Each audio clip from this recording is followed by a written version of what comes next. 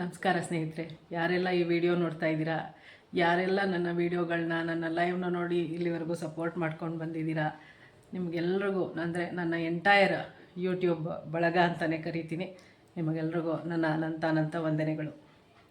ನಾನಿವತ್ತು ಈ ವಿಡಿಯೋ ಯಾಕೆ ಮಾಡ್ತಾಯಿದ್ದೀನಿ ಅಂತಂದರೆ, ಇದು ನನ್ನ ಜೀವನದಲ್ಲಿ ನಾನು ಅಂದುಕೊಂಡೇ ಇರಲಿಲ್ಲ ಈ ಒಂದು ಸಾಧನೆಯನ್ನು ಮಾಡ್ತೀನಿ ಅಂತ. ಸಾಧನೆ ಅನ್ನೋಕ್ಕಿಂತ ಜೀವನದಲ್ಲಿ ಮಕ್ಕಳು ಓದಿ ಮುಂದೆ ಬಂದು ಮಾಡಿದ್ರೆ ಅದೇ ಒಂದು ದೊಡ್ಡ ಸಾಧನೆ ಆಗುತ್ತೆ ಪೇರೆಂಟ್ಸಿಗೆ. ಹಾಗೆ ನನಗೂ ಈ ಥರ ಒಂದು ಸುದಿನ ಬರುತ್ತೆ ಅಂತ ನಾನು ಕನಸಲ್ಲೂ ಎಣಿಸಿರಲಿಲ್ಲ. ನನಗೂ ಒಂದು ಅಮೇರಿಕಾ ಹೋಗೋ ಚಾನ್ಸ್ ಬಂತು. ಜೀವನದಲ್ಲಿ ಎಲ್ರಿಗೂ ಮಕ್ಕಳು ಓದಬೇಕು, ಮುಂದೆ ಬರಬೇಕು, ಏನೆಲ್ಲ ಆಸೆಗಳಿರುತ್ತೆ. ಆದರೆ ಬೇರೆ ದೇಶಕ್ಕೆ ಹೋಗಿ ಓದಲಿ ಇನ್ನೂ ಮುಂದಕ್ಕೆ ಅನ್ನೋದು ಸ್ವಲ್ಪ ಪೇರೆಂಟ್ಸ್ ಮನಸ್ಸಿಗೆ ಸ್ವಲ್ಪ ಕಷ್ಟನೇ ಆಗುತ್ತೆ. ಆದ್ರೂ ಮಕ್ಕಳು ಮುಂದೆ ಬಂದರೆ ಎಲ್ರಿಗೂ ಎಷ್ಟು ಸಂತೋಷ ಆಗುತ್ತೆ. ಅದೇ ಸಂತೋಷದಲ್ಲಿ ನಾನಿದ್ದೀನಿ ಇವತ್ತು. ಹಾಗೆ ನನ್ನ ಜೀವನದಲ್ಲಿ ನನಗೂ ಒಂದು ಅಮೆರಿಕಾ ನೋಡುವಂಥ ಚಾನ್ಸ್ ಬಂದಿದ್ದು ನನಗೆ ಬಹಳ ಖುಷಿ. ಆ ದೇಶಕ್ಕೆ ಹೋಗಿ ಬಂದಮೇಲೆ ನನಗೆ ತುಂಬಾ ಕಲಿತೆ, ಮತ್ತು ಅಲ್ಲಿ ಜನಗಳು, ಅಲ್ಲಿ ವಾತಾವರಣ ಎಲ್ಲ ತುಂಬಾ ಇಷ್ಟ ಆಯಿತು ನನಗೆ. ಸೊ ಈ ನನ್ನ ಸಂತೋಷನ ನಿಮ್ಮ ಜೊತೆ ಹಂಚ್ಕೋಬೇಕು ಅಂತ ಈ ವಿಡಿಯೋ ಮಾಡ್ತಾಯಿದ್ದೀನಿ ಸ್ನೇಹಿತರೆ. ದಯವಿಟ್ಟು, ನಾನು ಒಂದು ಬಡ ಕುಟುಂಬದಲ್ಲೇ ಹುಟ್ಟಿ ನಾನು ಯಾವತ್ತೂ ಕನಸಲ್ಲೂ ಅಂದ್ಕೊಂಡಿರಲಿಲ್ಲ ಅಮೇರಿಕಾಗೆ ಹೋಗ್ತೀನಿ ಅಂತ. ಅದು 1 ತಿಂಗಳು ಅಮೇರಿಕಾಗೆ ಹೋಗಿ ಬಂದೆ ನಾನು. ಅದಾದಮೇಲೆ ಈ ವಿಡಿಯೋ ಶೇರ್ ಮಾಡ್ತಾಯಿದ್ದೀನಿ. ಅಲ್ಲಿ ಟೈಮು ಇಲ್ಲಿ ಟೈಮು ವ್ಯತ್ಯಾಸ ಇದ್ದಿದ್ದರಿಂದ ನನಗೆ ಅಷ್ಟೊಂದು ವಿಡಿಯೋ ಶೇರ್ ಮಾಡ್ಕೊಳಕ್ಕಾಗಲಿಲ್ಲ. ಆದ್ರೂ ಮನೆಯವ್ರ ಜೊತೆ ಹೋದಾಗ, ಫ್ಯಾಮಿಲಿ ಜೊತೇಲಿದ್ದಾಗ ನಾವು ವಿಡಿಯೋಗಳು ಮಾಡ್ತಾ ನಿಂತ್ಕೊಂಡ್ರೆ ಅವಾಗ ಅವ್ರಿಗೂ ಬೇಜಾರಾಗುತ್ತೆ. ದೂರದ ದೇಶದಿಂದ ಆ ದೇಶಕ್ಕೆ ಹೋಗಿರ್ತೀವಿ, ಸೊ ಅವ್ರಿಗೂ ಅವ್ರ ಜೊತೆ ನಾವು ಟೈಮ್ ಸ್ಪೆಂಡ್ ಮಾಡಲಿ ಅನ್ನೋದಿರುತ್ತಲ್ವ. ಹಾಗಾಗಿ ನಾನು ಜಾಸ್ತಿ ಎಲ್ಲನೂ ವಿಡಿಯೋ ಮಾಡ್ಕೊಂಡು ಬಂದುಬಿಟ್ಟಿದ್ದೀನಿ. ಎಲ್ಲೆಲ್ಲಿ ಯಾವ್ಯಾವ ಜಾಗ ನೋಡಿದೆ ಎಲ್ಲನೂ. ಆದರೆ ಅಲ್ಲಿಂದ ಲೈವ್ ಬರೋದಾಗಲಿ ಇದಾಗಲಿ ಮಾಡೋಕ್ಕಾಗಲಿಲ್ಲ, ಕ್ಷಮೆ ಇರಲಿ. ಎಷ್ಟೊಂದು ಜನ ನನಗೆ ಮೆಸೇಜ್ ಮಾಡಿದ್ದೀರಾ, ಅಮ್ಮ ಯಾಕೆ ನೀವು ಲೈವ್ ಬರ್ತಿಲ್ಲ, ಮೇಡಮ್ ಯಾಕೆ ನೀವು ಲೈವ್ ಮಾಡ್ತಾಯಿಲ್ಲ, ಎಲ್ಲ ಹೊಟ್ಟೋಗಿದ್ದೀರಾ ಅಂತೆಲ್ಲ ಕೇಳಿದ್ದೀರಾ. ಅದಕ್ಕೆ ನನ್ನ ಈ ಉತ್ತರ ಕೊಡ್ತಾಯಿದ್ದೀನಿ. ನಾನು 1 ತಿಂಗಳು ಅಮೇರಿಕಾಗೆ ಹೋಗಿ ಬಂದೆ. ಇದಕ್ಕೆಲ್ಲ ಕಾರಣ ಅಂತಂದರೆ ನನ್ನ ಮಗಳು ಇಲ್ಲಿ ಮೈಸೂರಲ್ಲಿ ಇಂಜಿನಿಯರಿಂಗ್ ಮಾಡಿ, ಆಮೇಲೆ ಒಂದು 2-3 ವರ್ಷ ಇಲ್ಲೇ ಕೆಲಸ ಮಾಡಿ, ಆನಂತರ ಅವಳು ಅಮೇರಿಕಾಗೆ MS ಮಾಡ್ತೀನಮ್ಮ ಅಂತ ಕೇಳಿದ್ಲು. ನನಗೆ ಆವಾಗ ಎದೆ ಜಲ್ ಅಂದೋಯ್ತು. ಯಾಕೆ ಅಂತಂದರೆ ಅಷ್ಟೊಂದು ದುಡ್ಡು, ಲಕ್ಷ ವಿಪರೀತ ದುಡ್ಡು ಎಲ್ಲಿಂದಪ್ಪ ಹೊಂದಿಸೋದು. ಹೇಳ್ತಾ ಇದ್ದಾಳಲ್ಲ ಹೋಗ್ತೀನಿ ಅಂತ. ಆವಾಗ ಅವಳು ಒಂದೇ ಮಾತು ಹೇಳಿದ್ಲು, ಅಮ್ಮ ನೀನು ಏನೂ ಯೋಚನೆ ಮಾಡಬೇಡ, ನಾನು ಹೋಗ್ತೀನಿ, ನಂದು ಎಲ್ಲ ನಾನೇ ಮಾಡ್ಕೋತೀನಿ, ನಾನು ಹೋಗ್ತೀನಿ ಅಂತ. ಸೊ ಅದಕ್ಕೆ ನನಗೆ ಒಂದು ಸ್ವಲ್ಪ ಅಯ್ಯೋ ಅಷ್ಟು ದೂರ ಹೊಟ್ಟೋಗ್ತಾಳಲ್ಲ ಅನ್ನೋದು ಒಂದು ಇದಿತ್ತು. ಆಯಿತು, ಮಕ್ಕಳು ಮುಂದೆ ಬರೋದೇ ತಾನೇ ಪೇರೆಂಟ್ಸ್ಗೆ ಯಾವಾಗ್ಲೂ ತುಂಬ ಸಂತೋಷ ಕೊಡೋವಂಥದ್ದು. ಆಯಿತು ಅಂದ್ಬಿಟ್ಟು ಕಳಿಸ್ಕೊಟ್ಟೆ. MS ಮಾಡಿದ್ಲು. ಆವಾಗ ಅವಳಿಗಿದ್ದಿದ್ದ ಆಸೆ ಏನು ಅಂತಂದರೆ, ನನ್ನ ಅಪ್ಪ ಅಮ್ಮ ನನ್ನ ಗ್ರ್ಯಾಜುಯೇಷನ್ಗೆ ಬರಬೇಕು, ನಾನು ಗ್ರ್ಯಾಜುಯೇಟ್ ಆಗ್ತಾ ಇರೋದ್ರಿಂದ ಕಣ್ತುಂಬ ನೋಡಬೇಕು ಅನ್ನೋ ಬಹಳ ಆಸೆ ಇತ್ತು. ಸೊ ಅವಳು ಅಲ್ಲಿಂದ ಹೋಗಿ MS ಮಾಡ್ತಾ ಇರುವಾಗಲೇ ಪ್ರತಿ ಹೆಜ್ಜೆಯಲ್ಲೂ ಹೇಳೋಳು. ಅಲ್ಲೇ ಕಾಲೇಜಲ್ಲಿ ಅವಳಿಗೆ ಕೆಲಸ ಮಾಡೋವಂಥ ಆಪರ್ಚುನಿಟಿನೂ ಸಿಕ್ತು. ಅದನ್ನೆಲ್ಲ ನೋಡಿಕೊಂಡು ನೀ ಬಂದೇ ಬರ್ತೀಯಾ ಅಮೇರಿಕಾಗೆ, ನೀನು ಕರೆಸ್ಕೊಳ್ಳೋದೇ ನನಗೆ ತುಂಬ ಸಂತೋಷ, ನೀನು ಅಪ್ಪ ಬರಬೇಕು ಅಂತ ತುಂಬ ಹೇಳಿದ್ಲು. ಅದು ಹಾಗೆ ನಡೀತು. ಈ ಸಂತೋಷನ ನಾನು ನಿಮ್ಮ ಜೊತೆ ಹಂಚ್ಕೊಳ್ಳೋಕ್ಕೆ ಇಷ್ಟಪಡ್ತೀನಿ. ನನ್ನ ಈ ಅಮೇರಿಕಾ ಜರ್ನಿಗೆ ನಾನು ಹೇಗೆ ಪ್ರಿಪೇರ್ ಆಗಿದ್ದೆ, ನನಗೆ ವೀಸಾ ಯಾವಾಗಾಯಿತು, ಸೊ ಇದಕ್ಕೆಲ್ಲ ಮತ್ತು ಈ ಜರ್ನಿ ಸುಗಮವಾಗಿ ಒಂದು ಹೂ ಎತ್ತದಂಗೆ ಹೇಗಾಯಿತು ಅನ್ನೋದನ್ನು ನಿಮ್ಮ ಹತ್ರ ಒಂದು 5 ನಿಮಿಷದ ಮಾತಲ್ಲಿ ಹಂಚ್ಕೋತೀನಿ. ಲಾಸ್ಟ್ ಸೆಪ್ಟೆಂಬರು 25 ಸೆಪ್ಟೆಂಬರಲ್ಲೇ ನನಗೆ ಅಮೇರಿಕಾ ವೀಸಾ ಆಯಿತು. ಆಗಲ್ಲ ಅಂತ ಅಂದ್ಕೊಂಡಿದ್ದೆ, ಯಾಕೆಂದರೆ ಯಾವ ದೇಶಕ್ಕೂ ಹೋಗಿಲ್ಲ. 35 ವರ್ಷ ಆಯಿತು ಪಾಸ್ಪೋರ್ಟ್ ಮಾಡಿಸಿ, ಹಾಗೆ ಬೀರಲ್ಲಿ ಎತ್ತಿಡೋದು, ರಿನ್ಯೂ ಮಾಡೋದು, ಇದೇ ಆಗೋಗಿತ್ತು. ನನಗೆ ನಿಜವಾಗ್ಲೂ ಈ ಥರ ಕನಸು ಬಿದ್ದಿರಲಿಲ್ಲ ಈ ಥರ ಹೋಗ್ತೀನಿ ಅಂತ. ಸೊ ನನ್ನ ಮಗಳು ಅಮೇರಿಕಾಗೆ ಓದೋಕ್ಕೆ ಹೋದ್ಲು. ಅವಳು ಅಂದ್ಲು, ಫಸ್ಟು ವೀಸಾಗೆ ಹಾಕೋಮ್ಮ, ನೋಡೋಣ ಏನಾಗುತ್ತೆ ಅಂತ. ಈಗ ವೀಸಾ ಸಿಗೋದೇ ಕಷ್ಟ ಆಗ್ತಾಯಿದೆ, ನೋಡೋಣ ಅದೃಷ್ಟ ಟ್ರೈ ಮಾಡೋಣ ನೋಡು ಅಂತ ಅಂದ್ಲು. ಸರಿ, ವೀಸಾ ಫೀಸೆಲ್ಲ ಕಟ್ಟಿ 16,500 ವೀಸಾದು ಫೀಸು ಕಟ್ಟಿಬಿಟ್ಟು ಆಮೇಲೆ ನಾನೇ ಎಲ್ಲ ಮಾಡಿಕೊಂಡೆ. ನಾನು ಯಾರ ಹತ್ರನೂ ಯಾವ ಏಜೆಂಟ್ ಹತ್ರನೂ ಹೋಗಲಿಲ್ಲ. ಆದರೆ ಆಮೇಲೆ ಅಪಾಯಿಂಟ್ಮೆಂಟಿಗೆ ಏಜೆಂಟ್ ಹತ್ರ ಹೋಗಲೇಬೇಕಾಗ ಸಂದರ್ಭ ಬಂತು. ಯಾಕೆ ಅಂತಂದರೆ ನಾನೇ ನನ್ನ ಫಾರ್ಮ್ ಎಲ್ಲ ಏನೇನಿತ್ತು ಎಲ್ಲ ಆನ್ಲೈನ್ ಫಿಲಪ್ ಮಾಡಿ ಎಲ್ಲ ಮಾಡಿ ಫೀಸ್ ಕೂಡ ನಾನು ಬ್ಯಾಂಕ್ಗೆ ಹೋಗ್ಬಿಟ್ಟು ಕಟ್ಟಿ ಎಲ್ಲ ಮಾಡಿದೆ. ಆದರೆ ಆನ್ಲೈನಲ್ಲಿ ದಿನ ಚೆಕ್ ಮಾಡ್ತಾಯಿದ್ದೆ ಎಲ್ಲಿ ಅಪಾಯಿಂಟ್ಮೆಂಟ್ ಸಿಗುತ್ತೆ ಅಂತ. ಅಪಾಯಿಂಟ್ಮೆಂಟ್ ಸಿಗೋದು, ಆದರೆ ಅದ್ರ ಮೇಲೆ ಕ್ಲಿಕ್ ಮಾಡಿದ್ರೆ ಹೋಗ್ತಾನೆ ಇರಲಿಲ್ಲ ಮುಂದಕ್ಕೆ.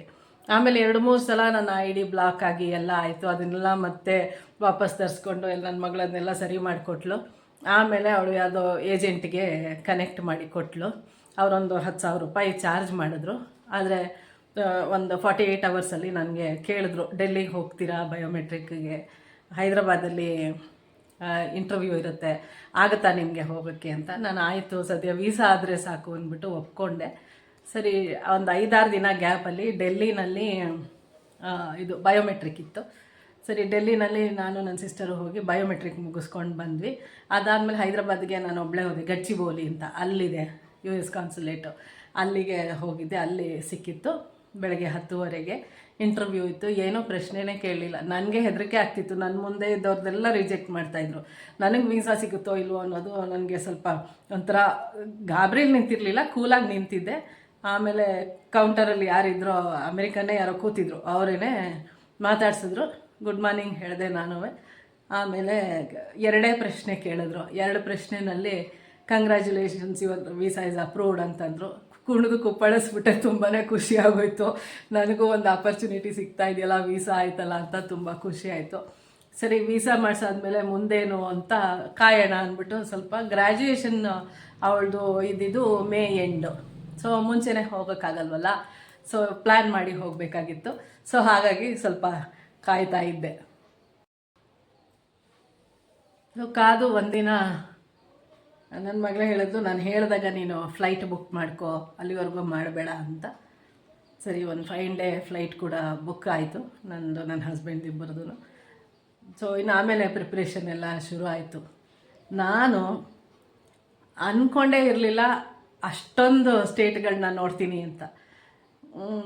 ಅಮೇರಿಕಾಗೆ ಯಾರೇ ಹೋದ್ರೂ ಮಕ್ಕಳು ಗ್ರ್ಯಾಜುಯೇಷನ್ಗೆ ಹೋದರೆ ಏನಾಗುತ್ತೆ ಅಂತಂದರೆ ಅವ್ರು ಎಲ್ಲಿ ಹೋಗಿರ್ತಾರೋ, ತುಂಬ ಅನುಕೂಲ ಇದ್ದವರಾದರೆ ಒಂದು ಸ್ವಲ್ಪ ದಿನ ಆರಾಮಕ್ಕೆ ಫ್ರೀ ಆಗಿರೋರಾದರೆ ಏನು ಮಾಡ್ತಾರೆ, ಕೆಲವೊಂದು ಕಡೆ ಹೋಗಿ ಬರ್ತಾರೆ ಆಗೋ ಜಾಗಕ್ಕೆ, ಎಲ್ಲೆಲ್ಲಾಗುತ್ತೋ ಅಲ್ಲಿ. ಇಲ್ಲಿರೋರು ಏನು ಅಂದ್ಕೊಂಡ್ಬಿಡ್ತಾರೆ ಅಂದರೆ, ಅಮೇರಿಕಾಗೆ ಹೋಗಿದೆಯಾ ಅಂತಂದರೆ ಎಲ್ಲ ಕಡೆ ಸುಲಭವಾಗಿ ನೋಡ್ಬಿಡ್ಬೋದು, ಇಲ್ಲೇ ಪಕ್ಕದಲ್ಲಿದೆ, ಮೈಸೂರು ಬೆಂಗಳೂರು ಥರ ಅಂತ ಅನ್ಕೋತಾರೆ. ಬಟ್ ಅದು ಶುದ್ಧ ತಪ್ಪು. ಯಾಕೆ ಅಂದರೆ ಅಲ್ಲಿ ಹೋದರೆ ಅಲ್ಲಿ ಹೋದ್ಮೇಲೆ ಗೊತ್ತಾಗೋದು ಅಲ್ಲಿ ಪರಿಸ್ಥಿತಿ ಏನು, ಎಷ್ಟೆಷ್ಟು ದೂರ ಹೋಗಬೇಕಾಗುತ್ತೆ. ಇಲ್ಲಿ ನಾವೇನು ಮಾಡ್ತೀವಿ, ಒಂದು ಹಾಲು ಮೊಸರು ತರಬೇಕು ಅಂತಂದ್ರೂ ಪುಸ್ತಕಂತ ಗಾಡಿ ಎತ್ಕೊಂಡು ಹೋಗ್ತೀವಿ, ತೊಗೊಂಡು ಬರ್ತೀವಿ. ಏನೋ ಒಂದು 3 ಕಿಲೋಮೀಟ್ರ್ 4 ಕಿಲೋಮೀಟ್ರ್ 5 ಕಿಲೋಮೀಟ್ರ್ ದೂರ ಇದೆ ಅಂತ ಅನ್ನೋದಕ್ಕೆಲ್ಲ ನಮ್ಮ 2 ವೀಲರೋ ಏನಿದೆಯೋ ಅನುಕೂಲ, ಆಟೋನೋ ಏನೋ ಮಾಡ್ಕೊಂಡು ಹೊಟ್ಟೋಗ್ತೀವಿ. ಎಲ್ಲ ಒಂದು 50 ರೂಪಾಯಿ 100 ರೂಪಾಯಿ ಒಳಗೆ ನಡೆದೋಗುತ್ತೆ. ಅಲ್ಲಿ ಹಾಗಲ್ಲ, ಪ್ರತಿಯೊಂದಕ್ಕೂ ಕಾರಲ್ಲೇ ಹೋಗಬೇಕು. ಟ್ಯಾಕ್ಸಿ ಮಾಡ್ಕೋಬೇಕು, ಹೋಗಬೇಕು, ಟ್ಯಾಕ್ಸಿ ಮಾಡ್ಕೋಬೇಕು, ಹೋಗಬೇಕು. ಒಂದು 5 ಕಿಲೋಮೀಟ್ರ್ ದೂರಕ್ಕೆ ಹೋಗ್ತೀವಿ ಅಂದ್ರೂ ಒಂದು 5,000 ರೂಪಾಯಿ ಕೊಡಬೇಕು. ಅಂದರೆ ಆ ಥರ ಕಂಪೇರ್ ಮಾಡೋಕ್ಕಾಗಲ್ಲ. ಯಾಕೆಂದರೆ ಡಾಲರ್ ಬೆಲೆ ಮತ್ತು ಇಂಡಿಯನ್ ರುಪೀಸ್ ಬೆಲೆ ನೋಡಿದಾಗ ಅಯ್ಯೋ ಅಂತ ಅಂಥವ್ರಿಗಾದ್ರೂ ನಮ್ಮಂಥ ಸಾಮಾನ್ಯ ಮಧ್ಯಮ ವರ್ಗದವ್ರಿಗಂತೂ ಅನಿಸುತ್ತೆ, ಎಷ್ಟೊಂದು ಖರ್ಚಾಗುತ್ತಲ್ಲಪ್ಪ ಅಂತ. ಹೌದು, ಖಂಡಿತ. ಒಂದು 5 ಕಿಲೋಮೀಟ್ರ್ ದೂರ ಹೋಗಬೇಕು ಅಂದರೆ $40 ಖರ್ಚಾಗುತ್ತೆ. 40 ಅಂದರೆ ಆಲ್ಮೋಸ್ಟ್ 4,000 ರೂಪಾಯಿ ಖರ್ಚಾಗುತ್ತೆ. ಪ್ರತಿಯೊಂದು ಕಡೆಗೆ ಹೋಗಬೇಕಾದ್ರೂ ಟ್ಯಾಕ್ಸಿಲೇ ಹೋಗಬೇಕು. ಹಾಗಾಗಿ ಯಾರು ನಡ್ಕೊಂಡೆಲ್ಲೂ ಓಡಾಡಲ್ಲ. ಬಸ್ಸಲ್ಲೂ ಹೋಗ್ಬೋದು, ಬಸ್ಸಲ್ಲೂ ಆಲ್ಮೋಸ್ಟ್ ಅಷ್ಟೇ ಆಗುತ್ತೆ. ಬಸ್ಸಲ್ಲಿ ಹತ್ಕೊಂಡ್ರೂ ಅದೇ $10 ಏನೋ ನಮ್ಮಂಥವ್ರಿಗೆ, ಸ್ಟೂಡೆಂಟ್ಸ್ಗಾದರೆ ಫ್ರೀ ಇರುತ್ತೆ. ಸೊ ಆ ಥರ ಎಲ್ಲ ಇರುತ್ತೆ. ಸೊ ಹಾಗಾಗಿ ಎಲ್ಲರೂ ಏನು ಮಾಡ್ತಾರೆ, ಟ್ಯಾಕ್ಸಿ ಬುಕ್ ಮಾಡಿಕೊಂಡು ಇಲ್ಲಿಂದಲ್ಲಿ ಹೋಗ್ತಾರೆ. ನಾವು ಸುಮಾರು ಕಡೆ ಎಲ್ಲ ಟ್ಯಾಕ್ಸಿನಲ್ಲೇ ಹೋದ್ವಿ. ಆದರೆ ಅಷ್ಟರ ಮಧ್ಯದಲ್ಲಿ ನಾನು ಮನೆಯಲ್ಲಿ ಫುಲ್ ಖುಷಿಯಾಗಿ ಮೊಳಕೆ ಹುರುಳಿ ಸಾರಂತೆ, ಚಳಿ ಮನೆ ಪೂರ್ತಿ AC ಇರುತ್ತೆ. ಆಮೇಲೆ ಹೊರಗಡೆ ಬಂದ್ರೂ ನಾವು ಇಲ್ಲಿ ಬಿಸಿಲು ನೋಡಿರೋರು ಅಲ್ಲಿ ಹೋದರೆ ಆ ಬಿಸಿಲು ಏನೂ ಅಲ್ಲ, ತಣ್ಣಗಿರುತ್ತೆ. ಹೊರಗಡೆ ನಡೀತಾ ಇದ್ದರೆ ಒಂಥರ ಎಷ್ಟು ಖುಷಿಯಾಗುತ್ತೆ ಅಂದರೆ, ಇಲ್ಲಿ ಇಷ್ಟು ಬೆವರ್ತೀನಿ ನಾನು, ಅಲ್ಲಿ ಏನು ಬೆವರಿಲ್ಲ, ಏನಿಲ್ಲ, ಆರಾಮಕ್ಕೆ ಕೂಲಾಗಿರುತ್ತೆ ವಾತಾವರಣ. ಒಂದೊಂದು ಸ್ಟೇಟಲ್ಲಿ ಒಂದೊಂದು ಥರ. ಸೊ ನಾವು ಹೋಗಿದ್ದಿದ್ದು ಕ್ಯಾಲಿಫೋರ್ನಿಯಾಗೆ. ಅದಾದಮೇಲೆ ಅಲ್ಲಿಂದ ಏನಾಯಿತು, ಮನೆಯಲ್ಲಿ ಮೊದಲು 4 ದಿನ ಅಂತೂ ಚೆನ್ನಾಗಿ ನಿದ್ದೆ. ಇಲ್ಲಿ ರಾತ್ರಿಗೆ ಅಲ್ಲಿ ಬೆಳಗು, ಅಲ್ಲಿ ಬೆಳಗಿಗೆ ಇಲ್ಲಿ ರಾತ್ರಿ. ಸೊ ಈ ಟೈಮ್ ಗ್ಯಾಪ್ ಏನಿದೆ ಇದರಲ್ಲಿ ಚೆನ್ನಾಗಿ ಒಂದು 4 ದಿನ ನಿದ್ದೆ. ಬೆಳಗ್ಗೆ ಎಲ್ಲರೂ ಹೋಗೋಣ ಕರ್ಕೊಂಡು ಹೋಗ್ತೀನಿ ಅವಳು ಅಂತಂದರೆ ನಾನು ನಮ್ಮ ಮನೆಯವ್ರು ಚೆನ್ನಾಗಿ ನಿದ್ದೆ ಹೊಡ್ಬಿಡ್ತಾಯಿದ್ವಿ. ಸರಿ, ಹಾಗಾಗಿ ಅಲ್ಲಿ ಏನೇನಾಯಿತು, ಅವರು ಯೂನಿವರ್ಸಿಟಿ ನೋಡಿದ್ವಿ. ಎಷ್ಟು ಚೆಂದ ಯೂನಿವರ್ಸಿಟಿ ಅಂದರೆ, ಓ ಮೈ ಗಾಡ್, ನನಗೆ ನಿಜವಾಗ್ಲೂ ತುಂಬಾ ಖುಷಿ ಆಯಿತು. ಪ್ರತಿಯೊಂದು ಎಲ್ಲ ಡಿಪಾರ್ಟ್ಮೆಂಟ್ಗಳೆಲ್ಲ ನೋಡಿದ್ವಿ ಯೂನಿವರ್ಸಿಟಿನಲ್ಲಿ. ಆಮೇಲೆ ಒಂದು ಟ್ರೇಲ್ ಅಂತ ನದಿ ಪಕ್ಕ ಒಂದು ನಮ್ಮ ಕುಕ್ನಳ್ಳಿ ಕೆರೆ ಏರಿ ಇದ್ದಂಗೆ ಇರುತ್ತೆ, ಅದ್ರ ಮೇಲೆ ನಡ್ಕೊಂಡು ಹೋಗ್ಬೋದು. ಜನ ಇರಲ್ಲ, ಎಲ್ಲಿ ಹೋದರೂ ಎಲ್ಲಿಂದ ಎಲ್ಲಿ ಹೋದರೂ ಜನನ್ನ ನಾನು ನೋಡಲಿಲ್ಲ, ನ್ಯೂಯಾರ್ಕಲ್ಲಿ ಬಿಟ್ಟರೆ ಇನ್ನೆಲ್ಲೂ ಜಾಸ್ತಿ ಜನನೇ ನೋಡಲಿಲ್ಲ. ನ್ಯೂಯಾರ್ಕಲ್ಲಿ ಸ್ವಲ್ಪ ಜನನ ನೋಡಿದ್ವಿ, heart of the city. So ಇದೆಲ್ಲ ಆದಮೇಲೆ ನನ್ನ ಅಣ್ಣ ಅಂದರೆ ನಮ್ಮ ತಾಯಿಯ ತಂಗಿ ಮಗ, ಅವರೆಲ್ಲ ಒಂದು 35-40 ವರ್ಷನೇ ಆಗೋಯ್ತು ಅಮೇರಿಕಾ ಹೋಗಿ. ಸೊ ಅವ್ರೇನು ಮಾಡಿದರು, ಈಗ ಅವರು ಕ್ಯಾನಡಾಲಿದ್ದಾರೆ, ಇಲ್ಲಿಲ್ಲ, ಅಮೇರಿಕಾಲಿಲ್ಲ. ಸೊ ನಮಗೋಸ್ಕರ, ಅದರಲ್ಲೂ ನಾನು ಫಸ್ಟ್ ಟೈಮ್ ಬರ್ತಾಯಿದ್ದೀನಿ ಅನ್ನೋದೇ ಅವ್ರಿಗೆ. ನಾವೆಲ್ಲ ಚಿಕ್ಕ ಮಕ್ಕಳಿಂದ ಆಡಿ ಬೆಳೆದವರು. ಆ ಒಂದು ಪ್ರೀತಿ ವಿಶ್ವಾಸ ಅವನಿಗೆ, ನಮ್ಮ ಅಣ್ಣಂಗೆ, ಅತ್ತಿಗೆಗೂ ಹಾಗೇ. ಸೊ ಅವರು ನಮಗೋಸ್ಕರ ಒಂದು ಒಳ್ಳೆ ಟ್ರಿಪ್ಪು ಪ್ಲ್ಯಾನ್ ಮಾಡಿ, ಹೂವೆತ್ತಿದಂಗೆ, ನಾನು ಅಂದ್ಕೊಂಡೇ ಇರಲಿಲ್ಲ ಅಷ್ಟು ಚೆನ್ನಾಗಿ ಎಲ್ಲ ಪ್ಲ್ಯಾನ್ ಮಾಡಿ ರೋಡ್ ಟ್ರಿಪ್ಪು ಅವ್ರ ಕಾರಲ್ಲೇ ಬಂದರು. ನಮಗೆ ಎಲ್ಲಿಂದ ಎಲ್ಲಿಗೆ ಹೋಗೋಕ್ಕೂ ಫ್ಲೈಟೆಲ್ಲ ಅವರೇ ಬುಕ್ ಮಾಡಿದರು. ನಮಗೇನು ಒಂಥರ ಕಷ್ಟ ಅಂತಲೇ ಅನ್ನಿಸ್ಲಿಲ್ಲ. ಆದರೆ ಅಷ್ಟೆಲ್ಲ ನೋಡಬೇಕು ಅಂತಂದರೆ ತುಂಬ ದುಡ್ಡು ಖರ್ಚಾಗುತ್ತೆ, ತುಂಬ ಖರ್ಚಾಗುತ್ತೆ. ಅವರು ನಮಗೆ ಯಾವುದೇ ತರಹದ ನಮ್ಮಿಂದ ಏನು ಬಯಸಲಿಲ್ಲ. ಅಷ್ಟು ಚೆನ್ನಾಗಿ ನಮ್ಮನ್ನು ತುಂಬ ಚೆನ್ನಾಗಿ ಎಲ್ಲ ಕಡೆ ಕರ್ಕೊಂಡೋಗಿ, ಫಸ್ಟು ತೋರಿಸಿದ್ದು ನಾವು ಕ್ಯಾಲಿಫೋರ್ನಿಯಿಂದ ಇದಕ್ಕೆ ಹೋದ್ವಿ, ಫಿನಿಕ್ಸ್ಗೆ ಹೋದ್ವಿ ಫ್ಲೈಟಲ್ಲಿ, ಅವರೇ ಬುಕ್ ಮಾಡಿದರು. ಫಿನಿಕ್ಸಿಂದ ಡೆಟ್ರಾಯ್ಟ್, ಅವರು ಅಣ್ಣ ಕ್ಯಾನಡಾಯಿಂದ ಒಂದೇ ಒಂದು ಬ್ರಿಡ್ಜು, ಅದು ಕ್ರಾಸ್ ಮಾಡಿಕೊಂಡು ಒಂದು ಅರ್ಧ ಮುಕ್ಕಾಲು ಗಂಟೆ ಏನೋ 1 hour ಅಂತ ಇಟ್ಕೊಳ್ಳಿ, ಬಂದು ನಮ್ಮನ್ನು ಕಾರಲ್ಲಿ ಕರ್ಕೊಂಡು ಹೋಗಿ ಒಳ್ಳೆ ಹೋಟ್ಲಲ್ಲಿ ಇಳಿಸಿ. ನನಗೆ ಕೆನಡಾ ವೀಸಾ ಇದ್ದಿದ್ರೆ ಅವ್ರ ಮನೆಗೆ ಹೊರಟೋಗ್ತಾಯಿದ್ವಿ. ನನಗೆ ಕೆನಡಾ ವೀಸಾ ಇರಲಿಲ್ಲ, ನನಗೆ ರಿಜೆಕ್ಟ್ ಆಗಿದೆ. ಅದು ನೆಕ್ಸ್ಟ್ ಯಾವಾಗುತ್ತೆ ನೋಡಬೇಕು, ಗೊತ್ತಿಲ್ಲ. ನಮ್ಮ ಮನೆಯವ್ರದ್ದಿತ್ತು. ಸೊ ಇಲ್ದೋಗಿರೋ ಅವ್ರ ಮನೆಗೆ ಡೈರೆಕ್ಟಾಗಿ ಹೊರಟೋಗ್ತಾಯಿದ್ವಿ, ನಾವು ಅಣ್ಣನ ಮನೆಗೇ. ನಾವು ಅದು ಹೋಗೋಕ್ಕಾಗಲಿಲ್ಲ. ಸೊ ಹಾಗಾಗಿ ನನಗೆ ಅಮೇರಿಕಾ ತೋರಿಸ್ಬೇಕು ಅನ್ನೋ ಬಹಳ ಆಸೆ. ತುಂಬ ವರ್ಷದಿಂದ ಹೇಳೋನು ಯಾವಾಗಲೂ, ಅಮೇರಿಕಾಗೆ ನೀವು ಬಂದರೆ ಖಂಡಿತ ಎಲ್ಲ ನೋಡಿಸ್ಬಿಟ್ಟು ಕಳಿಸ್ತೀನಿ ಅಂತ.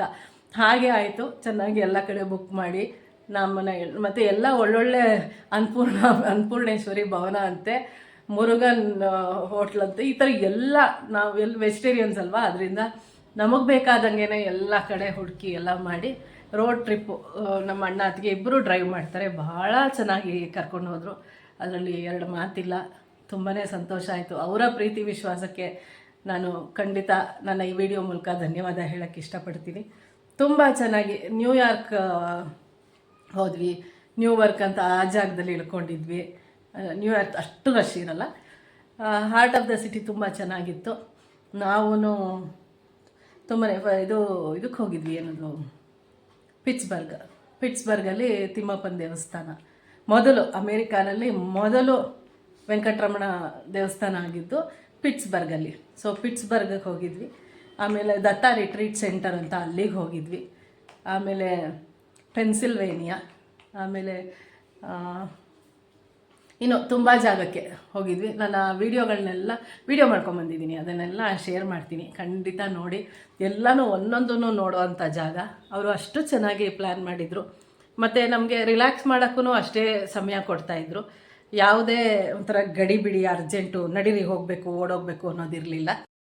ಎಲ್ಲೂ ಏನೂ ಯಾವುದೇ ಅವಾಂತರ ಇರಲಿಲ್ಲ. ಆರಾಮಾಗಿ ರಿಲ್ಯಾಕ್ಸ್ಡಾಗಿ ಹೇಳ್ತಾ ಇದ್ವಿ. ಡೋರ್ ಟು ಡೋರ್ ಅವ್ರ ಕಾರಲ್ಲೇ ಕರ್ಕೊಂಡು ಹೋದರು ಎಲ್ಲ ಕಡೆನೂ. ತುಂಬ ಚೆನ್ನಾಗಿತ್ತು. ನ್ಯೂಯಾರ್ಕ್ ತುಂಬಾ ಚೆನ್ನಾಗಿತ್ತು. ಸೊ ಇದು ವರ್ಲ್ಡ್ ಟ್ರೇಡ್ ಸೆಂಟರ್ಗೆ ಹೋಗಿದ್ವಿ. ಹಾಗೆ ಮೇಡಮ್ ಟುಸಾಡ್ಸ್ ಅಲ್ಲಿ ಹೋಗಿದ್ವಿ. ಮೇಣದ್ದು ಎಲ್ಲ ಸೆಲೆಬ್ರಿಟೀಸ್ದೆಲ್ಲ ಮೇಣದ್ದು ಬೊಂಬೆಗಳು ಮಾಡಿಟ್ಟಿರ್ತಾರಲ್ಲ, ಅಲ್ಲಿ ಹೋಗಿದ್ವಿ. ಆಮೇಲೆ ಸ್ಟ್ಯಾಚ್ಯೂ ಆಫ್ ಲಿಬರ್ಟಿ ಅದನ್ನು ನೋಡಿದ್ವಿ. ತುಂಬ ನೋಡಿದ್ವಿ. ಇವಾಗ ಯಾರೇ ಆದ್ರೂ ಮಕ್ಕಳ ಗ್ರ್ಯಾಜುಯೇಷನ್ಗೆ ಅಂತ ಅಮೇರಿಕಾಗೆ ಹೋಗ್ತಾರೆ. ಎಲ್ಲರಿಗೂ ಅದೊಂದು ಇರುತ್ತೆ, ಮಕ್ಕಳ ಗ್ರ್ಯಾಜುಯೇಷನ್ ನೋಡಬೇಕು ಅಂತ. ಸೊ ಆಪರ್ಚುನಿಟಿ ಸಿಗುತ್ತೆ, ವೀಸಾ ಎಲ್ಲ ಸಿಕ್ಕಿದವ್ರು ಖಂಡಿತ ಹೋಗ್ತಾರೆ. ಆದರೆ ಎಲ್ಲ ಕಡೆ ಹೋಗೋಕ್ಕಾಗಲ್ಲ. ಅದರಲ್ಲಿ ನಾನು ನಮ್ಮ ಮನೆಯವರು ಅದೃಷ್ಟ ಮಾಡಿದ್ವಿ ಅನಿಸುತ್ತೆ. ನನ್ನ ಅಣ್ಣ ಅತ್ತಿಗೆ ಅಂತವ್ರು ಇರೋದ್ರಿಂದ ನಮಗೆ ನಿಜವಾಗ್ಲೂ ಎಲ್ಲನೂ ಚೆನ್ನಾಗಾಯಿತು. ಇಲ್ಲ ಅಂತಂದರೆ ಕೆಲವರೆಲ್ಲ ಏನು ಮಾಡ್ತಾರೆ, ಯಾವುದೋ ಒಂದು 2 ಜಾಗಕ್ಕೆ ಹೋಗ್ತಾರೆ, ಸ್ವಲ್ಪ ದಿನ ಇರ್ತಾರೆ. ಇಲ್ಲ ಕೆಲವು 6 ತಿಂಗಳು 8 ತಿಂಗಳು 6 ತಿಂಗಳ ಮೇಲೆ ಇರೋರೆಲ್ಲ, ಆ ಥರ ವೀಸಾ ಇರೋರೆಲ್ಲ ಏನು ಮಾಡ್ತಾರೆ, ನಿಧಾನಕ್ಕೆ ಒಂದೊಂದೇ ನೋಡ್ಕೊಂಬರ್ತಾರೆ. ನಾವು ಈ ಶಾರ್ಟ್ ಪೀರಿಯಡಲ್ಲಿ ತುಂಬ ಜಾಗಗಳನ್ನ ನೋಡಿದ್ವಿ, ತುಂಬಾ ಚೆನ್ನಾಗಿತ್ತು. ನಯಾಗರ ಅಂತೂ ಹೈಲೈಟ್ ಅಂತಲೇ ಹೇಳಬೇಕು. ನನಗಂತೂ ಆ ಜಾಗ ಬಿಟ್ಟು ಬರೋಕ್ಕೆ ಮನಸ್ಸಾಗಿಲ್ಲ. ಆ ವಿಡಿಯೋ ಇನ್ನು ಇದಾದಮೇಲೆ ಶೇರ್ ಮಾಡ್ತೀನಿ, ಖಂಡಿತ ಎಲ್ಲರೂ ನೋಡಿ. ಇನ್ನೇನು ಹೇಳಲಿ, ಏನು ಹೇಳಬೇಕು ಅಂತಲೇ ಗೊತ್ತಾಗ್ತಿಲ್ಲ. ತುಂಬ ಖುಷಿ ಆಯ್ತಪ್ಪ, ನನಗಂತೂ ಖುಷಿ ಆಯಿತು. ಮೊದಲನೇ ನನ್ನ ಇಂಟರ್ನ್ಯಾಷನಲ್ ಟ್ರಿಪ್ಪು ತುಂಬಾ ಸಕ್ಸಸ್ಫುಲ್ಲಾಗಿ ಆಯಿತು ಅಂತ ಹೇಳ್ತೀನಿ. ಹಾಗೆಯೇ ನೋಡೋಣ ಭಗವಂತ ಇನ್ಯಾವ ಥರ ಆಪರ್ಚುನಿಟಿ ಕೊಡ್ತಾನೆ ಅನ್ನೋದು ಗೊತ್ತಿಲ್ಲ. ಎಲ್ಲರಿಗೂ ಒಳ್ಳೆಯದಾಗಲಿ, ಹಾಗೆ ಒಳ್ಳೆಯದನ್ನೇ ಬಯಸ್ತಾ ಈ ವಿಡಿಯೋನ ಮುಗಿಸ್ತೀನಿ. ನಿಮಗೆಲ್ಲರಿಗೂ ನನ್ನ ಈ ವಿಡಿಯೋ ಪೂರ್ತಿ ನೋಡಿದ್ದಕ್ಕೆ ತುಂಬ ಧನ್ಯವಾದಗಳು. ಹೀಗೆ ಇನ್ನು ನೆಕ್ಸ್ಟು ನಾನು ಲೈವ್ ಮಾಡಲ್ಲ.